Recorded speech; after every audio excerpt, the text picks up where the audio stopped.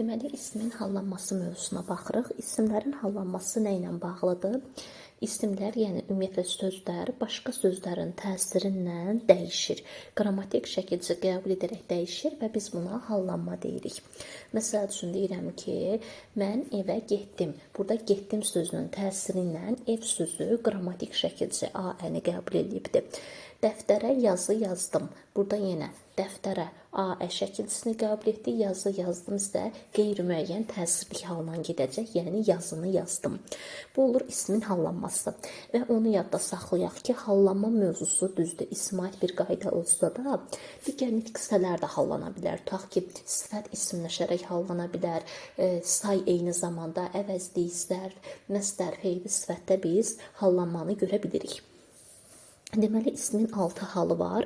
Bu 6 haldan birinci olaraq biz başlayırıq adlıq haldan. Ümumiyyətlə, hallar hansılardır? Adlıq, yəlik, yönlük, təsirlik, yerlik, çıxışlıq. 6 dənə hal var. Bu 6 haldan bir dənə adlıq haldır ki, özünə məxsus göstəricisi yoxdur. Yəni, özünə məxsus olan bir şəkilçi yoxdur.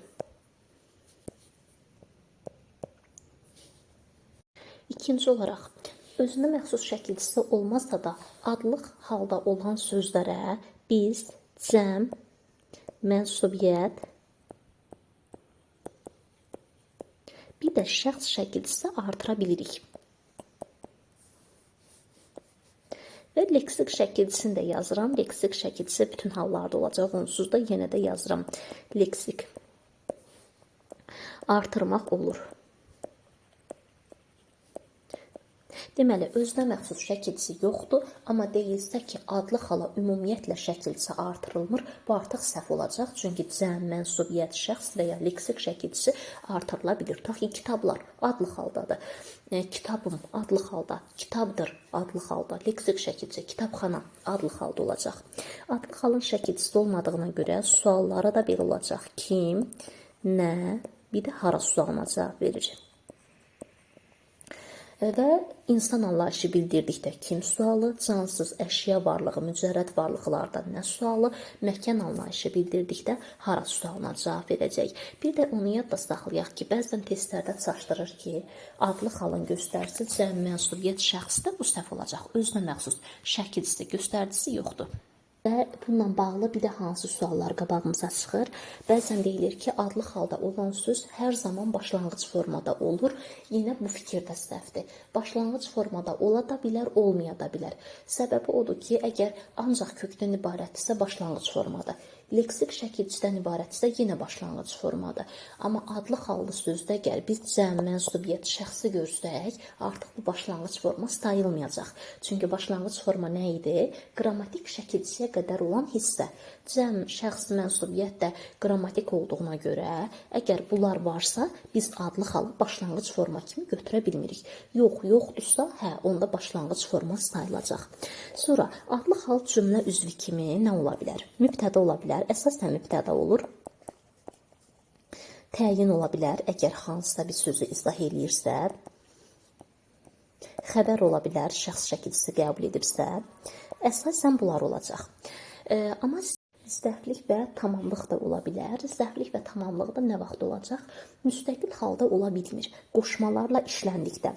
Deməli, qaydamız belədir ki, adlıq hal qoşmalarla işlənərsə,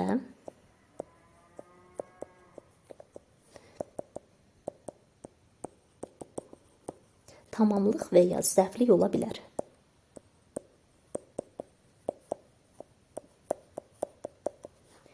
Olur. Məsəl üçün, nümunə göstərək. Deyirəm ki, anam üçün kitab almışam. Kim üçün? Anam üçün.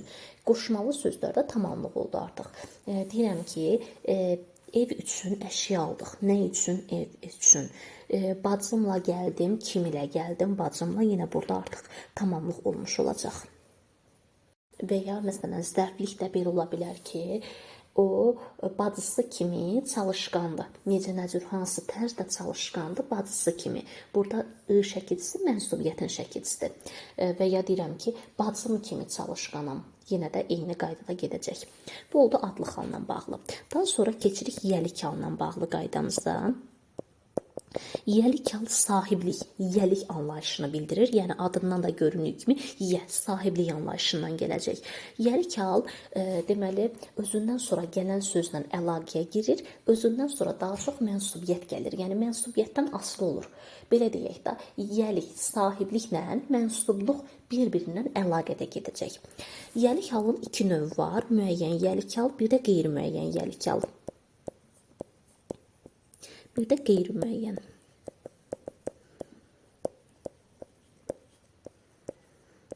Bunlarda deməli fərq nədədir? Müəyyən yiyəlik hal əşyanın konkret şəkildə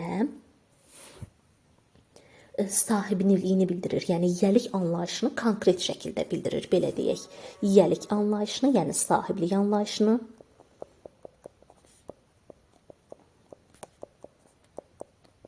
konkret şəkildə bildirir.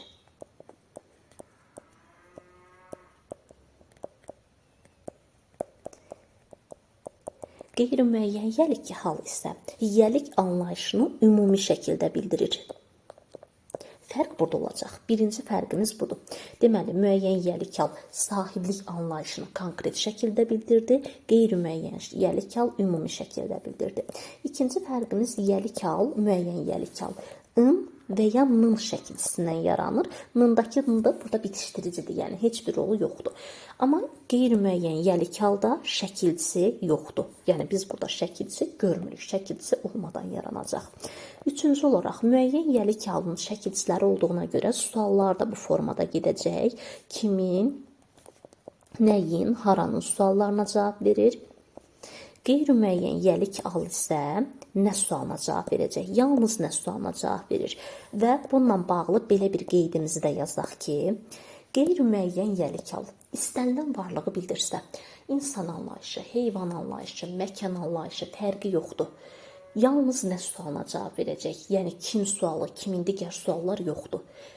Varlığından asılı olmayaraq yalnız nə sualına cavab verir? Bunu qeyd olaraq dəftərimizə yazaq.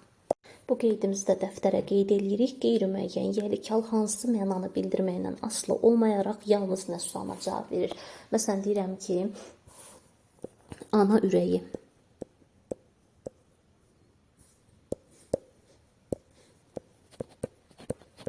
Normalda ana canlı bir varlıqdır. Kim sualına cavab verməlidir? Amma biz burada deyirik ki, ana nə sualına cavab verir? Testlərdə qabağımıza çıxacaq.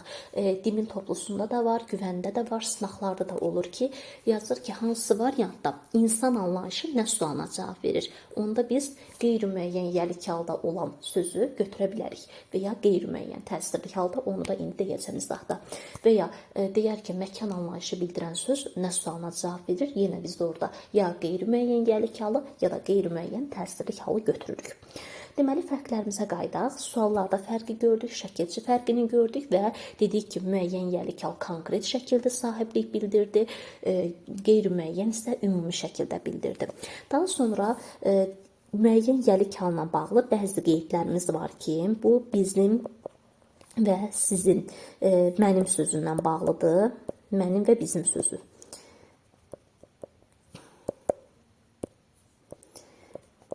Deməli, mənim və bizim sözündə yiyəlik hal şəkilçisi in yox, im qəbul edir. Bunu mütləq şəkildə dəftərə yazaq.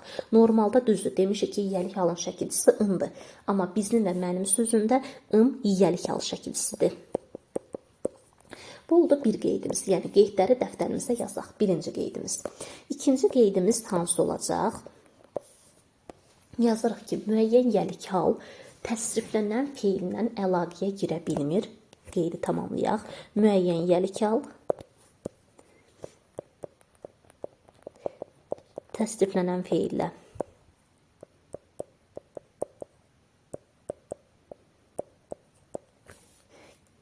əlaqəyə girmədi, amma təsdiqlənməyən feillə əlaqəyə girir. Bunun da səbəbi nədədir? Çünki özündən sonra mənsubiyyət şəkilçili söz tələb edir.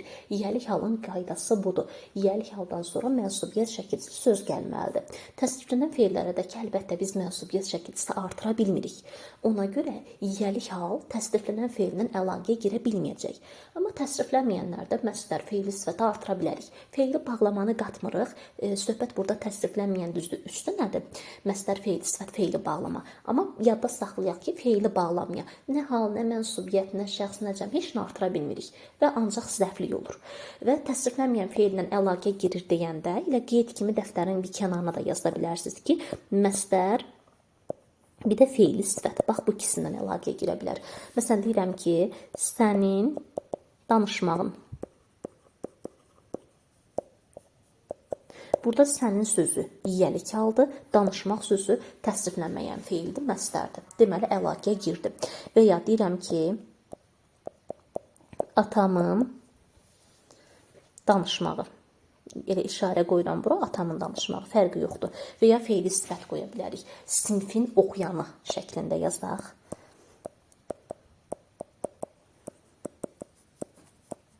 Yenə feili sifətlə əlaqəyə girdi. Bu da bir qaydamızdır. Sonra digər qeydimiz nədir? Yenə müəyyən yiyəlik halına bağlı yazaq. Qeyd 3-ümüzü. Yazırıq ki, müəyyən yiyəlik hal yalnız xəbər vəzifəsində olduqda müstəqil olur. Qalan hallarda mənsubiyyətlə birlikdə işlənəcək və birlikdə sintaktik təhlil olunur. Birlikdə suala cavab verir. Qeydimiz belədir. Yazırıq ki, müəyyən yiyəlik hal yalnız xəbər olduqda müstəqil cümlə üzvü olur. Digər hallarda mənsubiyyət şəkilli sözlə işlənib birlikdə bir cümlə üzvü olacaq. Bunu yadda saxlayaq. İmtahanlara düşür ki, yiyəlik hal ümumiyyətlə müstəqil işlənə bilmir. Desə səhvdir. Müəyyən yiyəlik hal müstəqil işlənə bilmir. Desə səhvdir. Yalnız və yalnız xəbər olduqda müstəqil işlənə bilər. Məsələn, bir nümunə yazıram. Deyirəm ki, dəftər müəllimindir. Burada da görmüş oluruq ki, müəllimindir deyəndə müəllimin sözü yiyəlik haldadır, dəftərdən əlaqəyə girib. Sadəcə olaraq müstəqil işləndi.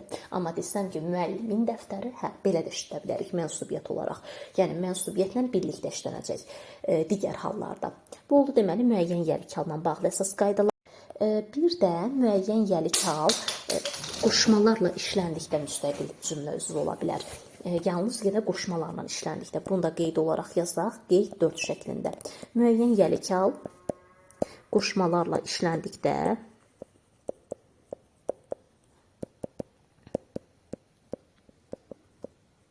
müstəqil cümlə üzvü olur.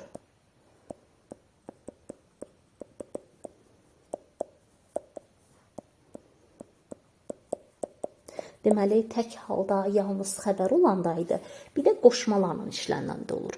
Yəni, bu tək olmuş sayılmayacaq artıq. Yanında gərək qoşma gəlsin ki, müstəqil işlənsin. Məsələn, deyirəm ki, sənin üçün gəlmişəm və ya gəldim. Burada artıq sənin sözü yiyəlik halda işlənmiş olacaq. Cümlə üzvü kimi də tamamlıq olacaq. İşarəsini də qoya bilərik və ya hələ keçməmişik. Belə tamamlıq kim üçün, nə üçün, kim ilə, nə ilə bunlar artıq olur tamamlığın sualları. Və bəzən qoşma ilə işlənəndə zərflik də ola bilər. Deyirəm ki, mənim kimi danışırdı. Necə danışırdı mənim kimi? Biraz əvvəl dedik ki, mənim və bizim sözündəki im yiyəlik hal şəkilsidir. Mənim kimi danış və ya qısa yazaq, danış. Necə, nəcür, hansı tərzdə danış mənim kimi. Deməli, müstəqil halda yalnız xəbər oldu. Qoşmalarla işləndikdə tamamlıq da ola bilər, zərflik də ola bilər. Qeydimizə baxaq yenə. 5-ci qeydimizi yazırıq. Deməli, 5-ci qeydimiz nə ilə bağlıdır? Bizim, sizin tipli sözlərdən danışmışıq ki, bunlar yiyəlik hal qəbilində bizim və ya sizin yiyəlik hal sayılacaq. Əgər bizim və sizin sözlərindən sonra gələn mənsubiyyət şəkilli söz mənsubiyyətini itirərsə, yəni mənsubiyyət şəkilsi ixtisar olunarsa, bu halda bizim və sizin sözləri təyin olacaq. Deməli, təyin olmağı nə vaxt oldu? Mənsubiyyət şəkilli söz şəkilsini itirdikdə, qalan hallarda birlikdə gedirdi. Mənsubiyyət şəkilsi qalıbsa, yiyəliklə mənsubiyyət şəkilli sözü birlikdə bir cümlə üzvü götürürük. Yox, əgər şəkilsini itirsə, onda parçalanacaq, təyin olmuş olacaq. Məsələn, qeydimizi yazaq. Məsələn, buna aid də nümunə göstərək. Ta ki, deyirəm ki, bizim sinif çalışqandır. Bax ki, çalışır. Təhlili belə olacaq. Çalışır, Nə sinif, hansı sinif? Bizim sinif. Və ya sizin kitab maraqlıdır, maraqlıdır. Nə kitab, hansı kitab? Sizin kitab. Bu şəkildə təhlil edirik. Yox, əgər mənsubiyyət qalsaydı, onda belə təhlil edərdik. Bizim sinifimiz çalışır. Nə edir? Çalışır. Nə? Bizim sinifimiz. Onda birlikdə gedəcək. Və bir də bəzən yəlik hal sahiblik, yəlik anlayışı bildirməyə də bilər. Bunu da qeyd olaraq yazırıq ki, bəzi hallarda yəlik hal, yəlik, sahiblik anlayışı bildirməyə bilər. Məsələn, şagirdlərin 5-i. Burada biz yəlik anlayışını görmədik. Yəni, burada yəlik anlayışı yoxdur. Bu oldu müəyyən yəlik halına bağlı qeydlərimiz. Qeyri-müəyyən yəlik halına bağlı da hansı qeydlərimiz var? Əvvəldə danışmışdıq ki, şəkilçisi yoxdur, yalnız nə sualına cavab verir. Bunları demişik və ümumi şəkildə əşyanı müəyyən edirdi. Qeyri-müəyyən yəlik halına bağlı yenə bir qeyd yazırıq ki, qeyri-müəyyən yəlik hal heç vaxt istisnasız ayrılıqda işlənə bilməz. Hər zaman özündən sonra mənsubiyyət şəkilçili söz gəlməlidir. Qeyri-müəyyən yəlik hal qeydimizi tamamlayaq. Heç vaxt ayrılıqda işlənə bilməz.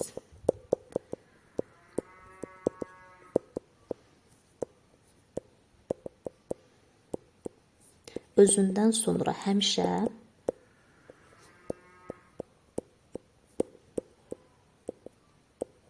mənsubiyyət şəkilçili söz gəlməlidir.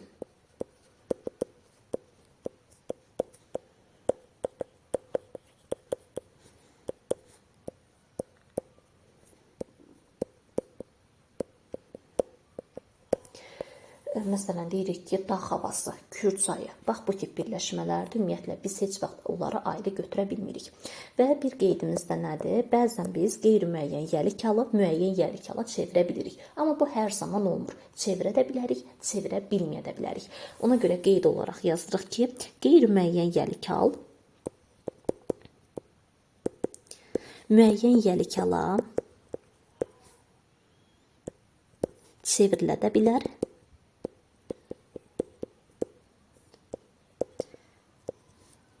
Burada da ayrı olacaq. Çevrilməyə də.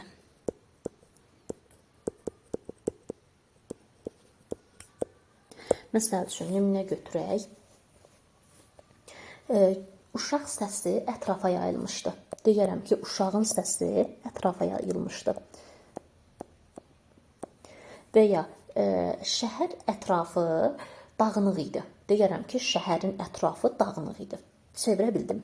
Bir də olur ki, çevirə bilmirik. Çevirə bilmədiklərimizdə daha çox məkan anlayışından bağlıdır. Kənd, şəhər, küçə, prospekt, rayon, ölkə, metro. Bax, daha çox məkanla gedir. Kür çayı, Kürün çayı deyə bilmirəm. Araz çayı, Arazın çayı deyə bilmirəm. Bakı şəhəri, Bakının şəhəri deyə bilmirəm. Yəni, yuxarıdakında çevrildi. In artırmaq olur, amma burada in artırmaq olmayacaq. Bu da oldu, deməli, əsas fərqlərimizdən biri. İndi isə nəyə baxaq? In şəkilçili yəlik hal oxşuyur mənsubiyyətə. Qeyri-müəyyən yəlik halda şəkilçisi olmadığına görə oxşuyur adlıq hala. Buradakı fərqi çox yaxşı bilməliyik. Testlərdə əsasən də blok imtahanında çox qabağımıza çıxır. Birinci olaraq başlayaq in şəkilçili sözdən. Yazıram bura. In şəkilçili söz.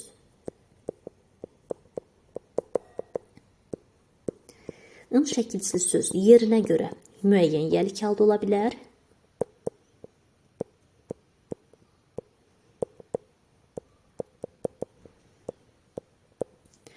Mənsubiyyət ola bilər.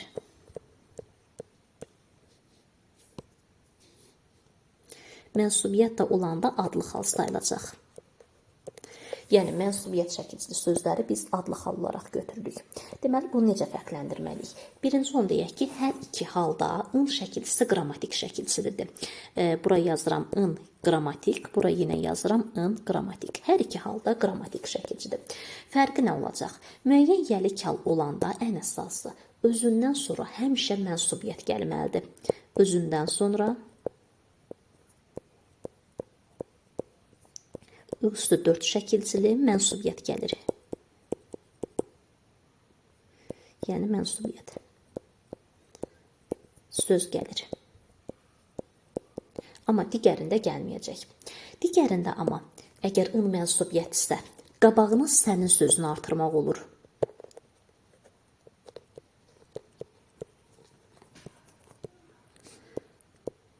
Sənin öz sözünü də artırmaq mümkündür. Artır. Əsas fərqimiz buradadır. Sual vermə qaydamız var. Sualını deyəcəm indi. Amma sual verməklə tapmayaq. Çünki çaşdıra bilər və ya ən çox təsirli halda çaşdırır. Amma yenə də ən rahat yolumuzla gedək. Əgər gördük ki, ın şəkilçisindən sonra ın şəkilçisinə mənsubiyyət gəlibsə, deməli bu yəlik haldır. Yox, heç nə gəlməyib də özündən sonra. Əvvəlinə də sənin sözünü ya da öz sözünü artıra bilirsənsə, deməli mənsubiyyətdir. Mənsubiyyət də olanda biz onun halını adlı hal götürəcəyik. Nümunə yazıb göstərəcəm. İkinci fərqi nədədir? Müəyyən yəlik hal kimin, nəyin, haranın sualına cavab verir? Ancaq mənsubiyyət, yəni adlı halda olan kim, nə, bir də hara sualına cavab verir. Suallarımızda fərq var. Bir də nəyi yadda saxlayaq? Müəyyən yəlik hal ilə halda olduğuna görə biz bunu artıq hallandıra bilmirik. Amma mənsubiyyətdə olanı hallandırmaq mümkündür. Çünki onsuz da ki, burada hal şəkilçisi yoxdur. Hallana bilir. Amma digəri hallanmır. Hallanmama səbəbi odur ki, elə haldadır. Yəni, necə deyək, bir sözə 2 dənə hal şəkilçisi artıra bilmərik. Bir dənə artırarıq. Bir hal, bir mənsubiyyət, bir şəxs artıra bilərik. 2 dənə ilə getmir. Ona görə, özdə elə yəlik halda olduğuna görə biz bunu digər hallara, yönlüyə, təsirliyə, çıxışlığa sala bilmirik. Fərqimiz burada olacaq. İndi isə nümunələr yazıram. Nümunələr üzrə tapaq. 3 dənə nümunə yazdım. Bu nümunələrlə müəyyən eləyək. Şəhərin mənzərəsi bizi heyran edir. İn şəkilçisi, evin in şəkilçiləri. Baxaq. İn şəkilçisini gördük. Müəyyən eləmə yolumuz nədir? Ya özündən soruya baxırıq, görək in şəkilçisi söz gəlibmi? Mənzərəsi gəlib. Deməli, bu nə ola bilər? Yəlik hal ola bilər. Təkrar bir də baxaq. Sualına baxırıq. Nəyin mənzərəsi? Şəhərin mənzərəsi. Ödədir. Hər ehtimal qayıdıb burayla da yoxlayıram. Görək əvvəlinə sənin və ya özü artıra bilirikmi? Sənin şəhərin mənzərəsi olmur. Öz şəhərin mənzərəsi olmur. Deməli, bu olacaq yəlik hal. Daha sonra evin çox gözəldir. Özündən sonra ı şəkilçisi sözü görmədim. Kimin çox gözəldir, nəyin çox gözəldir, uyğun gəlmir. Amma deyirəm ki, sənin evin çox gözəldir, öz evin çox gözəldir. Artıra bilirəm, bir də deyirəm ki, nə gözəldir evin. Deməli, mənsubiyyətdir. Halını da soruşsa, deyəcək ki, adlı haldır. Evin böyük qapısı var. Və onu yadda saxlayaq ki, mənsubiyyət şəkilçisi söz tam yanında gəlməyə də bilər. Biraz aralıda gələ bilər. Yəni, arasına söz daxil ola bilir. Evin qapısı var. Deməli, yəlik hal olacaq. İndi isə qeyri-müəyyən yəlik halına adlı halın fərqinə baxaq. Çünki dedik ki, şəkilçi olmadıqlarına görə hər ikisi oxşardır. Yəni, şəkilçiləri yoxdur. Deməli, necə fərqləndirdik? Birinci, ortaq cəhət olaraq gedək ki, hər ikisində nə sualı var idi? Qeyri-müəyyəndə yalnız nədir? Adlı halda kim, nə, bir də hara sualıdır. Adlı halda artıq insan anlayışıdırsa kim, məkan anlayışıdırsa hara, cansız anlayışdırsa nə sualına cavab verəcək. Amma qeyri-müəyyən yəlik halda dedik ki, varlığından asılı olmayaraq yalnız nə sualına cavab verməlidir. Amma sualından getmirik. Yenə ən rahat yolumuz nədir? Qeyri-müəyyən yəlik halı söz gəlibdir, şəkilçisi yoxdur. Bilməliyik ki, bu adlıqdır, yoxsa qeyri-müəyyən yəlik halda özündən sonraya baxırıq.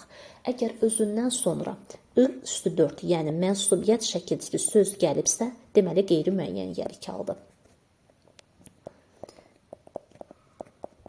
Söz gəlir. Gəlməyibsə adlıqdır. Bu qədər sadə. Və ya çox vaxt qeyri-müəyyən yəlik hal olanda ın şəkilçisini bərpa eləmək olur. Etmək olur. Fərq də burada olacaq. Yəni, başqa da ciddi bir fərqimiz yoxdur. Nümunələr yazım, nümunələrlə tapaq. Məsələn, deyirəm ki, küçə qapısı sınıbdır.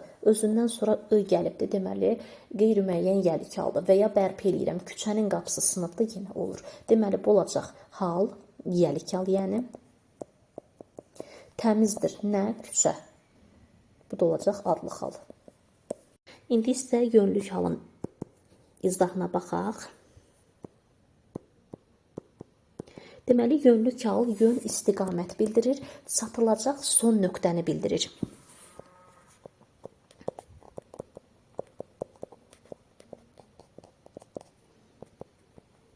Və çatılacaq son nöqtə. Bu da testlərə düşür.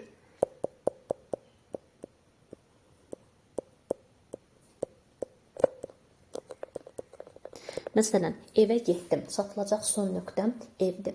Şəkilçisi olacaq A şəkilçisi və ya Y şəkilçisi. Burada Y bitişdiricidir.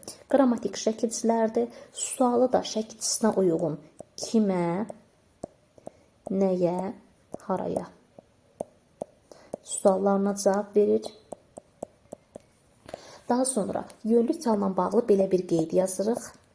Yönlü kal çıxışlı xalın əksini bildirir.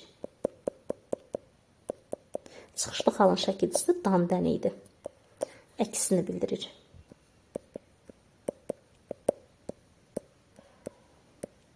Məsələn, evə getdim, evdən getdim. Baxın, əks məzmundur. Ziddini bildirir. Testlərdə qabağımıza çıxır. Çıxışlıq hal başlanğıc nöqtəni bildirir. Deyirəm, evdən çıxıram. Amma yönlü kal çatılacaq son nöqtəni bildirir. Deyirəm, evə getdim. Son nöqtəm budur. Niyə burada deyirəm diqqətli olaq? Çünki testlərin birində doğrudur, yanlışdır fikrini soruşanda yerlərin dəyişik yazmışdı. Yazıb ki, yönlü kal başlanğıc nöqtəni bildirir, səhvdir, son nöqtəni bildirir. Və çıxışlı xalın əksidir. Suallarını yazdıq. Bir də belə bir qeydimiz var ki, yönlü kal bəzən istiqamət bildirməyə də bilər. Dəyər məzmununu bildirir. Yazırıq ki, bəzən istiqamət yox, dəyər məzmununu bildirə bilər, kəmiyyət.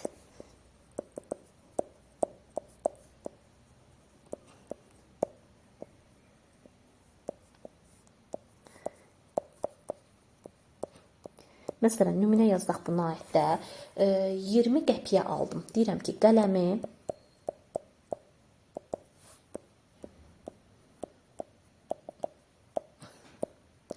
aldım. Burada qəpik sözündə bir dəyərdir, kəmiyyətini bildirəcək artıq. Yəni, hər zaman istiqamət də desə, səhv olacaq. Gördüyümüz kimi, bəzən dəyər də bildirə bilər. Bir də nəyi yadda saxlayaq? Yönlü kal cümlə üzvü kimi tamamlıq ola bilər. Əgər nəyə və kimə sualı verirsə, tamamlıqdır. Sonra, haraya sualı verərsə, zərflik olacaq.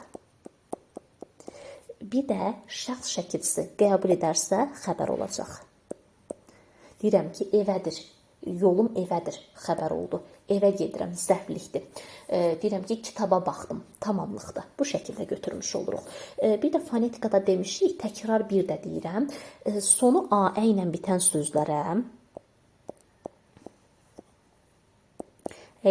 sözlərə, yönlü kal şəkilçisi artırdıqda o sondakı A qapalıya keçəcək. Məsələn, nümunə yazdaq buna aid də. Tutaq ki, deyirəm ki, babaya. A ilə bitmişdi. Mən ona yönlü kal yaya artırdım. Tələffüz belə olacaq. Babıya.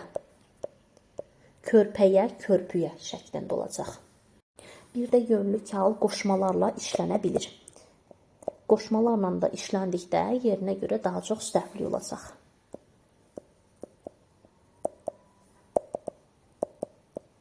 Deyirəm, evə kimi getdik. Nə qədər getdim, evə kimi getdim. Burada artıq miqdar zərf olduğunu görürük. Təsirli kalın izahına baxaq. Deməli, təsirli kal nəyi bildirəcək? Üzərində iş görülən əşyanı bildirəcək, yəni obyekti bildirir. Bir də əşyanın, işin halını, obyektini bildirəcək.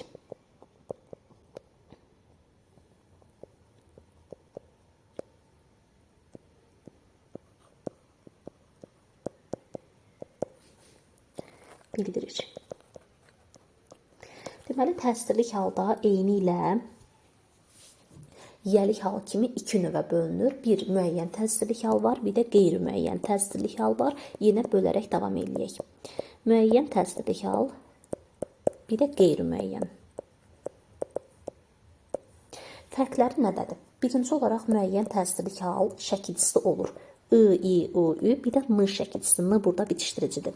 Amma qeyri-müəyyəndə şəkilçisi olmayacaq. İkinci qayda. Müəyyən təsirli hal kimi, nəyi, haranı sualına cavab verir. Qeyri-müəyyən təsirli hal yalnız nə sualına cavab verir və yəlik halda yazdığımız qeydi bura təkrar olaraq yazırıq mütləq şəkildə. Yazırıq ki, qeyri-müəyyən yəlik hal məzmundan asılı olmayaraq insan anlayışda, məkanda fərqi yoxdur. Yalnız və yalnız nə sualına cavab verir. Sonra, müəyyən təsirli hal cümlənin istənilən yerində gələ bilər, amma qeyri-müəyyən yəlik hal yalnız xəbərin yanında gəlir.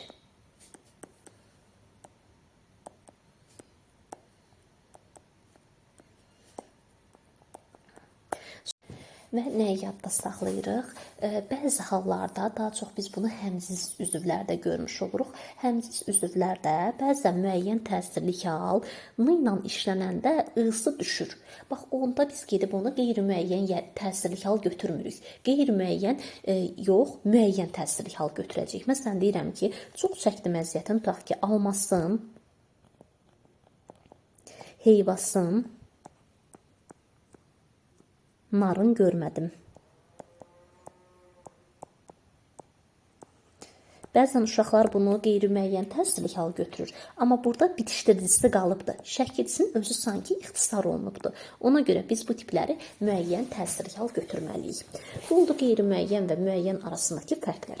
Sonra keçək ümumi bəzi qeydlərimiz var ki, həmin qeydləri yazaq. Birinci qeydimiz odur ki, ismin hallarından yalnız və yalnız təsirli haldır ki, şəxs şəkilçisi, şəxs mötərizdə xəbərlik yazıram, eyni şeydir. Xəbərlik şəkilçisi qəbul edə bilmir. Yəni, qeyd 2 olaraq yazıram, birləşdirə də bilərsiniz, eyni şeydir. Təsirli hal cümlədə xəbər ola bilmir. Ona görə bölürəm ki, testlərdə düşəndə çaşdırmasın. Eyni şeydir onsuz da. Şəxs şəkilçisi qəbul etmir, ikinci qaydada xəbər ola bilmir. Bilmir. Sonra qeyd 3-ümüzü baxaq. Təsirli hal fe'li xəbərlə əlaqəyə girir. İsmi xəbərlə istisna hallarda əlaqəyə girəcək.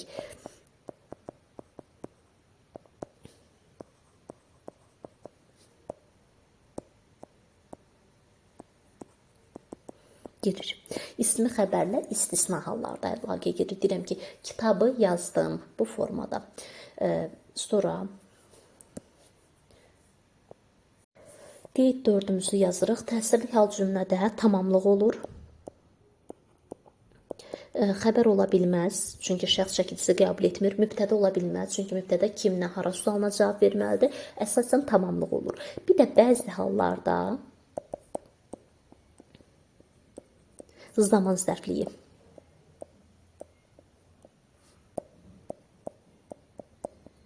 Məsələn, deyirəm ki, yayı kənddə olmuşam.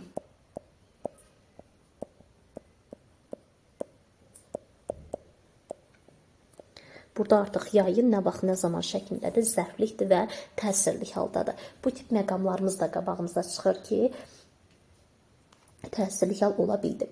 Sonra digər qeydimizi də yazaq. Qeyd 5 olaraq təsirli hal qoşmalarla işlənə bilmir.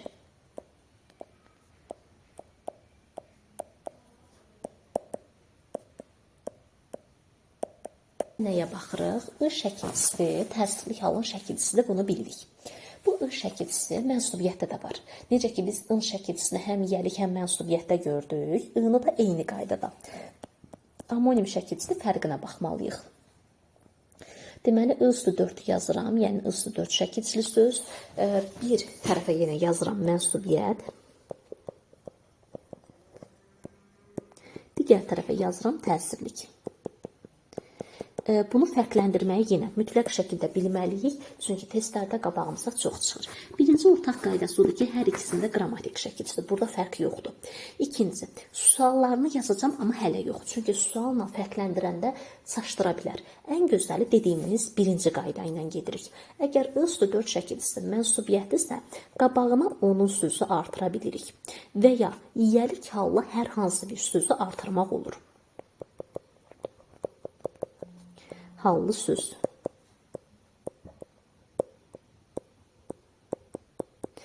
Sonra təsirli haldırsa qabağına söz artıra bilmirik.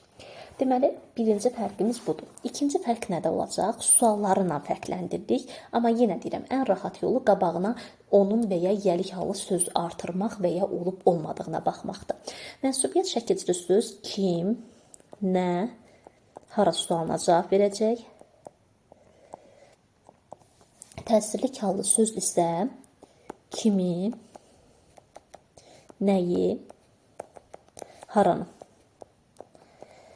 Və bir də ki, mənsubiyyət şəkilcili sözü biz adlı xal olaraq götürürük. Adlı xal sayılacaq.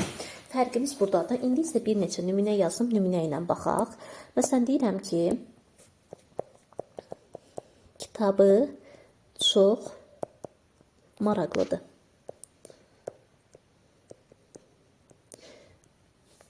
Deyirəm ki, kitabı oxudum. Oxudu. Deyirəm ki, kitabı çox maraqlıdır. Qabağına onun sözü artıra bilirəm. Və ya ad artırıram ki, şairin kitabı çox maraqlıdır. Artıra bildimsə mənsubiyyətdir. Mənsubiyyət də sayılacaq adlı xal. Kitabı oxudu. Nəyi oxudu? Kitabı. Bu da olacaq təsirli hal. Fərqimiz buradan gedir. Sonra indi isə baxırıq qeyri-müəyyən təsirli halla adlı xala. Ümumiyyətlə yəlik halda ortaq gedirdi. Necə ki, şəkilçiləri yox idi, oxşar idi. Deyək ki, adlı xal, qeyri-müəyyən təsirli hal, yəligi də yazaq elə. Yəlik hal, bir də qeyri-müəyyən təsirli hal. Üçünün də şəkilçisi yoxdur. Birinci qayda kimi üçünə də yaza bilərik ki, şəkilçisi yoxdur. Bəs necə fərqləndiririk? Adlı xalda sualımızı yazaq. Kim, nə, hara?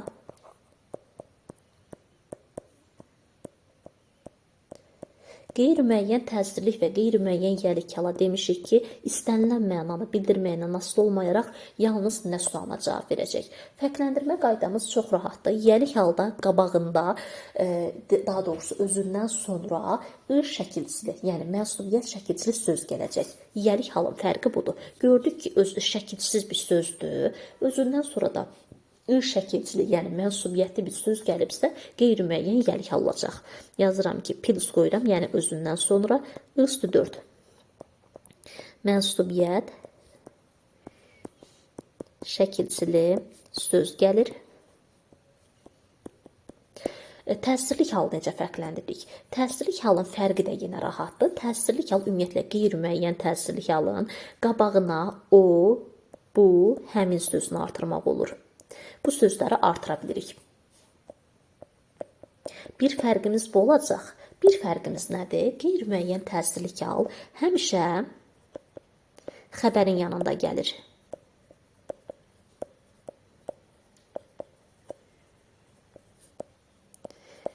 Həmişə xəbərin yanında olacaq və biz onu xəbərin yanından uzaqlaşdıranda məcburən şəkilçisini qəbul edib müəyyən təsirlik hala çevirəcək. Deməli, həmişə xəbərin yanında gəlir və xəbərin yanından uzaqlaşdırdıqda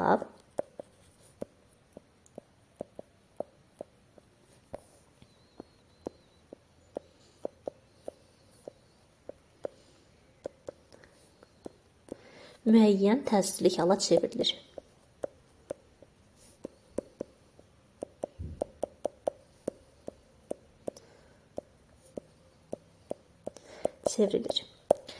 İndi isə adlı halda başqa bir qayda yoxdur. Yəni, ən gözəli, özündən sonra şəkilçisini gördüksə yəlik haldır. Şəkilçi heç bir söz yoxdur, xəbərin yanında gəlibdir, uzaqlaşdıranda ını bərpa eləyiriksə və ya o, bu, həmin sözünü artıra biliriksə təsirlik haldır. Amma qalan hallarda adlıqdır. Bir də nədə diqqətli olaq, hər xəbərin yanında gələni gedib təsirlik hal götürmürük. Baxırıq qaydalara, gördük xəbərin yanında gəlibsə, deməli ya adlıqdır, ya təsirlik ola bilər.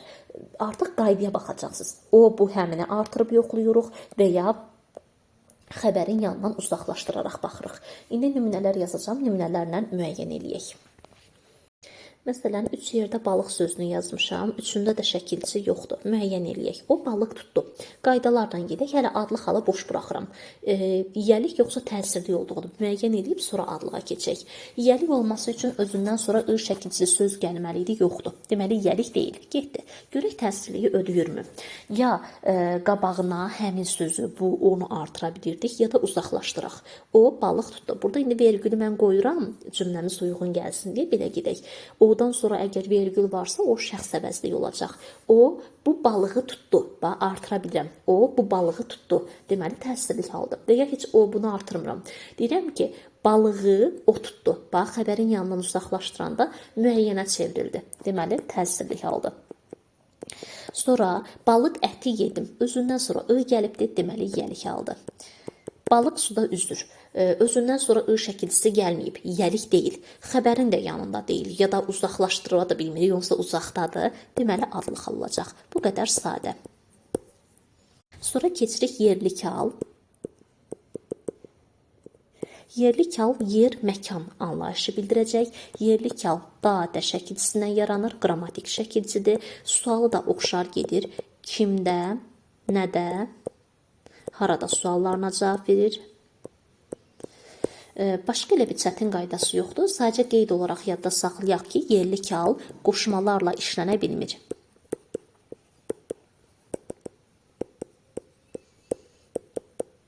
Bilmir, bu da bir qaydamız. Bir də nədə diqqətli olaq? Dadənin amonimi ilə bağlı testlərə düşüb çaşdıra bilər. Düzdüzlər mövzusunda ətraflı şəkildə keçəcək. Burada bir dəfə də deyək, dadənin amonimliyi ilə bağlı dadə bir yerli hal şəkilçisi ola bilər. Bir də dadə zərf düzəldən leksik şəkilçisi ola bilər.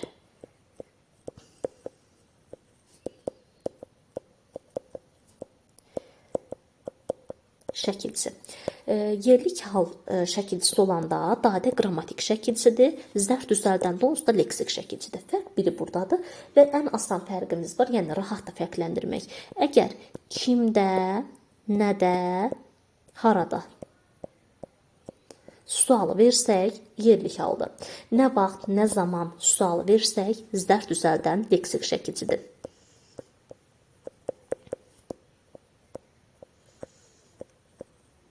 Bir də haçan.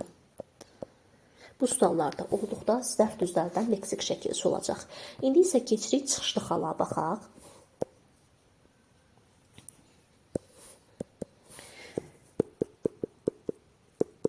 Çıxışlı hal deməli hadisələrin ümumiyyətlə çıxış nöqtəsini, yəni hərəkətin çıxış nöqtəsini, başlanğıc yerini bildirir. Yönlükdə son nöqtə idi. Bu başlanğıcını bildirəcək. Deyirik ki, hərəkətin başlanğıc nöqtəsini bildirir.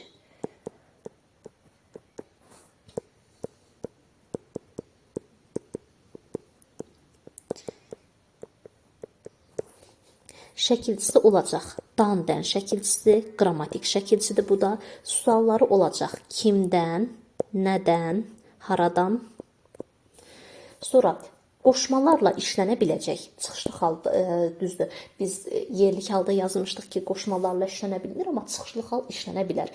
Deyirəm ki, səndən sonra, sonra qoşmasından işlədə bildik. Dərsdən əvvəl işlənə bildi. Yazırıq 3-cü qaydamız. Qoşmalarla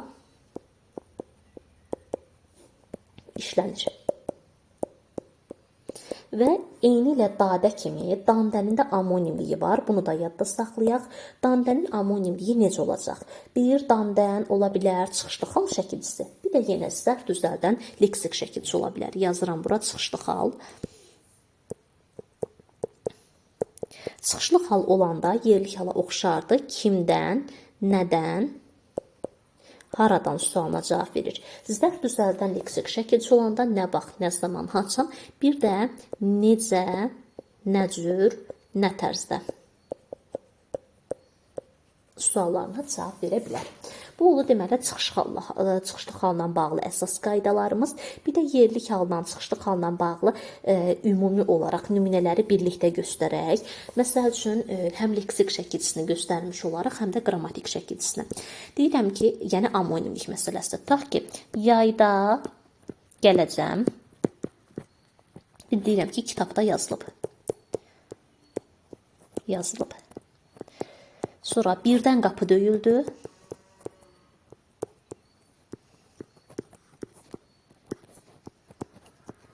Döyüldü. Bir də deyirəm ki, evdən gəlirəm. Ya gəldim. Suallarla gedirik. Deyirəm ki, nə vaxt gələcəm yayda? Deməli, leksikli zərfdir. Bu olacaq zərf. Nədə yazılıb? Kitabda, qrammatikdə yerlik halda. Necə, nə cür, hansı tərzdə döyüldü qapı? Birdən döyüldü. Zərfdir. Haradan gəldim? Evdən gəldim. Çıxışlı halda. Bu qədər sadə. Bir də çıxışlı halına yerlik halın cümlə üzvü olma məsələsi var ki, adlı halda başqa digər hallar mübtədə ola bilməz. Bunu yadda saxladıq. Ona görə nə yerlik hal, nə də çıxışlı hal mübtədə ola bilmir, amma tamamlıq ola bilərlər. Tamamlıq nə vaxt olacaq? Kimdən nədə, kimdən nədən suallarına cavab verdikdə, zərflik ola bilərlər. Haradan, harada sualına cavab verdikdə, bir də xəbər ola bilərlər. Əlbəttə ki, bu da şəxs şəkilçisi qəbul etdikdə. Şəxs qəbul edən zaman xəbər olacaqlar. Yerlik hal qoşmalarla işlənmədi, çıxışlı hal qoşmalarla işlənə bildi. Bir də fonetikada demişik, təkrar burada bir dəfə də deyək. Sonu m, bir də n ilə bitən sözlərə dan-dən artırdıqda dan-dən nan-dən şəklində tələffüz olunacaq. Niyə tələffüz olunur?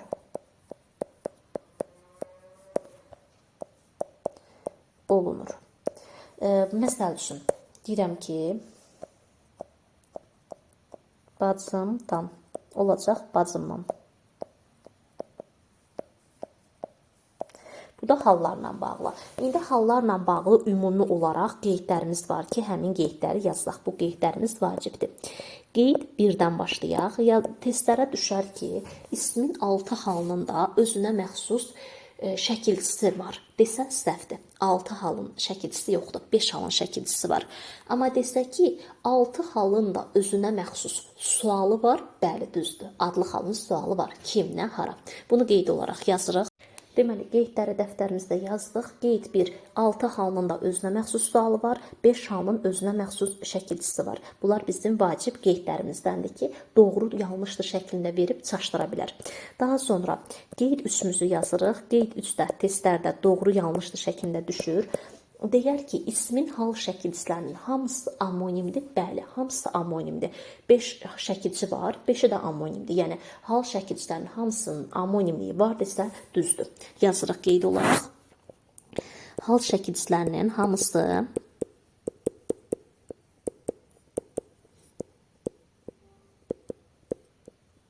amonimdir.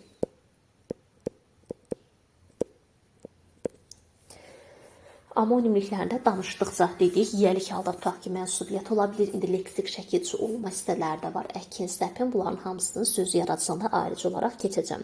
I-nın mənsubiyyət olmağı, yenə leksik şəkilçi olmağı var, yazmaqdan yazılı, ölçməkdən ölçü, bu şəkildə gedir. Yönlük halda yenə A-ənin bir yönlük hal var, bir də ki, leksik şəkilçisi var, qandan qanamaq məsəl üçün. Yarmaqdan yara şəklində yaranır. Dandən və dadənin də amonimliklərini dedik. Bir də nədə diqqətli olaq? Ən çox testlərdə çaşdıran nə ilə bağlıdır? Yazır ki, hansı variantda, tutaq ki, yerlik halda olan isim var. Çaşdırmaq üçün gətirir, yerlik halda olan əvəzlik salır, sifət salır, say salır. Bax, onu qəti şəkildə götürmürük. Əgər bizə orada isim sözünü veribsə, nitq hissəsinin isim olub-olmadığına diqqət eləməliyik. Əks halda test səhv olacaq.